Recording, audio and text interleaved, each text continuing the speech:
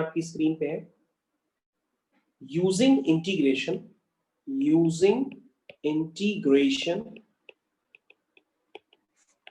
find the area of triangle ABC whose vertices have coordinates, आपका A coordinate है 2,5, B coordinate है 4,7, C coordinate है 6,2। इनको use करके आपको निकालना है एरिया ऑफ ट्रायंगल। कैसे निकालेंगे जरा ध्यान दीजिएगा। अब कई बच्चे क्या करेंगे, कहेंगे सर इंटीग्रेशन तो हमको टफ लगता है, इसलिए हम रफ में जा करके फॉर्मूला यूज कर लेंगे 1/2 into bracket x1 y2 minus y3 plus x2 y3 minus y1 plus x3 y1 minus y2।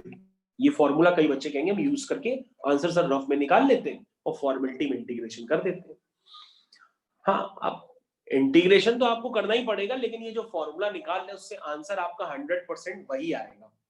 अगर आप ये 10th क्लास वाला फॉर्मूला लगा करके कोने में आंसर निकाल लेते हैं तो आंसर तो उससे आपका जस्टिफाई हो जाएगा। तो ये आप याद रखिएगा, अगर आपसे इंटीग्रेशन हो ही नहीं रहे हो, मतलब इंटीग्रेशन पे ही आपको डाउट आ रहा है कि हम कर नहीं पा रहे हैं, तो फिर आप भैया इसको रफ तरीके से आप निकाल लीजिएगा। ठीक है, तो यस बेटा, हम लास्ट क्वेश्चन का आंसर आपके सामने स्क्रीन पे फिर से शेयर कर देते हैं। ये लास्ट क्वेश्चन का आंसर है, this is the 2π/3 minus √3/2 square units.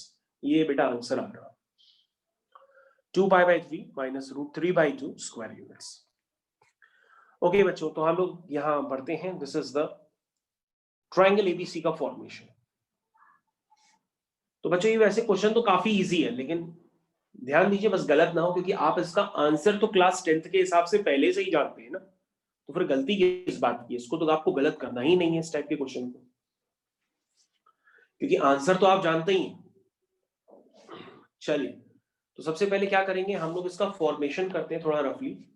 तो 0 1 2 3 4 5 6 7 1 2 3 4 5 6 7, ठीक है, छोटे छोटे पॉइंट्स हैं तो फॉर्मेशन कर लेते हैं।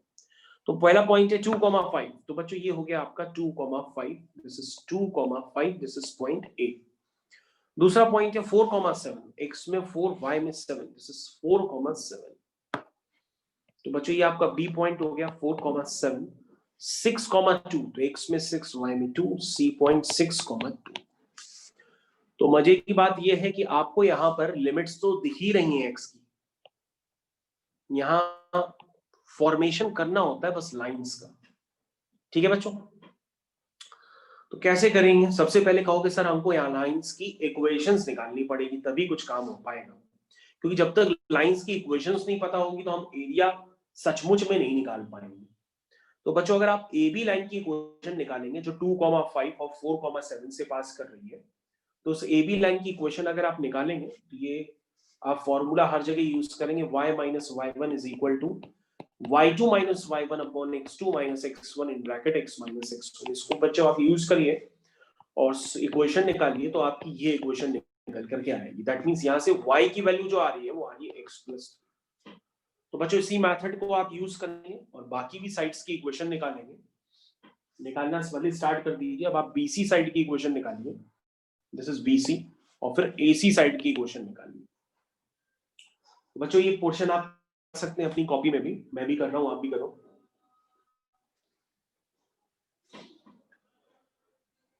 ओके बच्चों, ये लाइन की इक्वेशन आ गई है, this is 5x plus 2y minus 34 is equal to 0। Okay बच्चों, इस लाइन की भी इक्वेशन आ गई, this is 3x plus 4y minus 26 इक्वल टू 0। ठीक है, तो बेहतर ये होगा बच्चों आप यहां से y निकाल के लिखो तो ज्यादा सही है। तो आप कहोगे सर जो y होगा वो बाद में लिख लेंगे, चलो स्पेस कम है।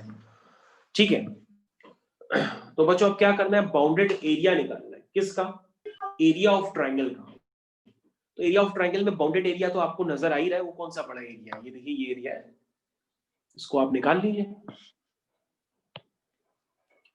दिस इज द, आप चेक कर लो।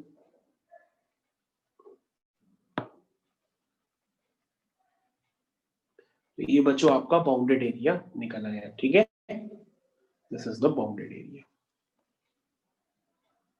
ठीक, अब बच्चों क्या करना है, ऊपर वाला y माइनस नीचे वाला y का कंसेप्ट लगाए कैसे, क्योंकि y की डेफिनेशन तो लगातार बदल रही है, इसलिए हमने यहाँ पे एक परपेंडिकुलर ड्रॉप कर लिया और दो अलग अलग स्ट्रिप कंसिडर की, एक स्ट्रिप मैंने यहाँ पे लूंगा और दूसरी स्ट्रिप मैं बगल में लूंगा, ठीक है, ये दो स्ट्रिप आपकी हो गई, ठीक है भाई।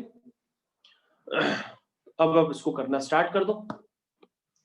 कैसे करोगे, इंटीग्रेशन ऊपर वाला y माइनस नीचे वाला y, तो ऊपर वाला y क्या है, ए बी लाइन की इक्वेशन, ए बी लाइन की इक्वेशन क्या है, x प्लस 3, ठीक है, माइनस नीचे वाला y, नीचे वाले y से अगर आप y की वैल्यू निकालेंगे तो क्या आएगी, this is 26 minus 3x, 26 minus 3x by 4, ये वैल्यू आएगी, आप चेक कर लो यही आ रही है dx, ठीक है।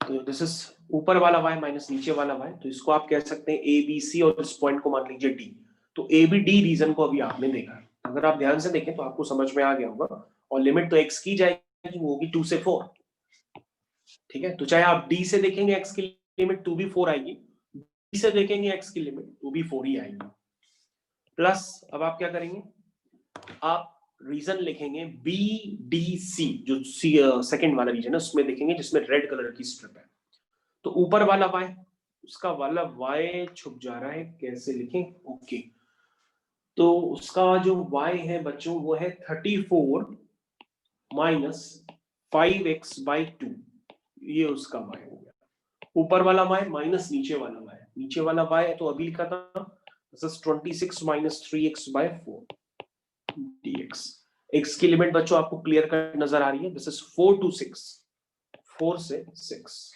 ये आ रहा है। तो बच्चों क्वेश्चन तो काफी बड़ा है वैसे आपके हिसाब से, क्योंकि आपको पहले लाइंस की इक्वेशंस निकालनी है ना, उसके बाद डायग्राम बनाना है, स्ट्रिप्स बनानी है, एरिया निकालना है। अगर इस क्वेश्चन का अगर आप रिपीटेशन देखेंगे तो सीबीएसई 2001, 2010, 2011, 12, 13, 14, 15 ऐसे आ रहा, फिर 17, 18 इतनी बार आया है, ठीक है ना। क्वेश्चन को चेंज करना हो तो चेंज करके भी आ सकता है, कैसे आएगा, इस ट्रायंगल में वर्टिसेस ना दे करके लाइंस की इक्वेशंस दे दो, फिर इक्वेशन से आप वर्टिसेस निकालेंगे, तो दोनों तरफ आपको मेहनत है, अगर आप वर्टिसेस दिए होंगे तो इक्वेशंस निकालनी पड़ेगी, वर्टिसेस नहीं गिवन होंगे, इक्वेशंस गिवन होंगी तो वर्टिसेस निकालना पड़ेगा, और फिर इंटीग्रेट करके प्रॉपर आंसर निकालना होता है। बाय द वे इसका आंसर तो आप रफ में अपने 10th क्लास वाले फॉर्मूले को यूज करके भी निकाल सकते हैं। तो कितना है इसका answer, this is answer comes out to B,